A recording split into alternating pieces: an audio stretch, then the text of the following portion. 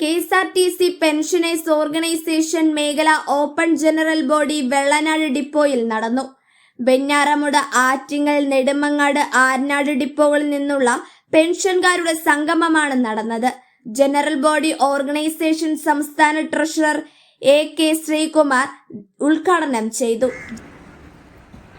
KSRTCയിൽ ഇപ്പോ സ്ഥിരം ജീവനക്കാരുടെ അഭാവം ഒരു വലിയ ഘടകം തന്നെയാണ്. അതേപോലെ ഇപ്പോ നമുക്കറിയാലോ, ഈ അടുത്ത കാലത്ത് വയോജന കമ്മീഷൻ രൂപീകരിച്ച ഒരു സർക്കാരാണ്. വയോജന കമ്മീഷൻ എന്ന് പറഞ്ഞാൽ 60 വയസ്സ് കഴിഞ്ഞ എല്ലാവരെയും ആയിട്ടാണ് വയോജന കമ്മീഷൻ രൂപീകരിച്ചത്. അതിൻ്റെ കമ്മീഷന്റെ ചെയർമാൻ എന്ന് പറയുന്നത് അമരവള രാമകൃഷ്ണൻ നായരാണ്. ജില്ലാ പ്രസിഡന്റ് കൃഷ്ണൻ അധ്യക്ഷനായി. സംസ്ഥാന വൈസ് പ്രസിഡന്റ് വഞ്ചൂർ ഗോപാലകൃഷ്ണൻ, സതീശൻ നായർ, നടരാജൻ, സംസ്ഥാന കമ്മിറ്റി അംഗം TK Sugathan, unit secretary Sasheendran Asari, unit vice president Kottoor Jayachandran എന്നിവർ പങ്കെടുത്തു. വെള്ളനാട് യൂണിറ്റ് പ്രസിഡന്റ് ചന്ദ്രശേഖരൻ നായർ നന്ദി പറഞ്ഞു.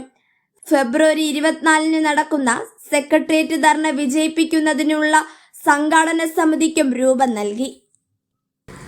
ഈ മഹത്തായ പൊതുമേഖലാ സ്ഥാപനമായ 6500 ബസ്സുകൾ ഉണ്ടായിരുന്ന KSRTC 45,000 ജീവനക്കാർ, കഠിനാധ്വാനത്തിൽ പണിയെടുക്കുന്ന വിഭാഗക്കാർ, 42,000 പെൻഷൻകാർ, അങ്ങനെ കേരളത്തിലെ ഏറ്റവും വലിയ ഒരു ശക്തിയായ വിഭാഗത്തിനെ താഴ്ത്തുടച്ച് നശിപ്പിക്കുക എന്നുള്ളത് തന്നെയായിരുന്നു അവരുടെ ലക്ഷ്യം.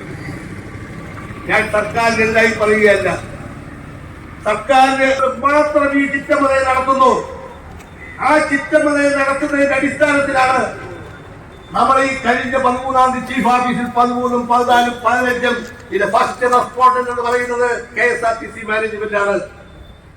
ആ മാനേജ്മെന്റിൽ നിന്ന് നമ്മൾ അത് കഴിഞ്ഞതിന് ശേഷം ഞങ്ങൾ അടുത്ത് ഓപ്പൺ പോയി അല്ല, ഞങ്ങൾ പൊതു സംവിധാനങ്ങളിലൂടെ ജനങ്ങളെ അറിയിക്കുക. ഇനി ജനങ്ങളാണ് ഞങ്ങളെ രക്ഷിക്കുവാനുള്ളത്. ഞങ്ങളുടെ വേദനകൾ എന്താണെന്ന് ജനങ്ങൾ അറിയണം.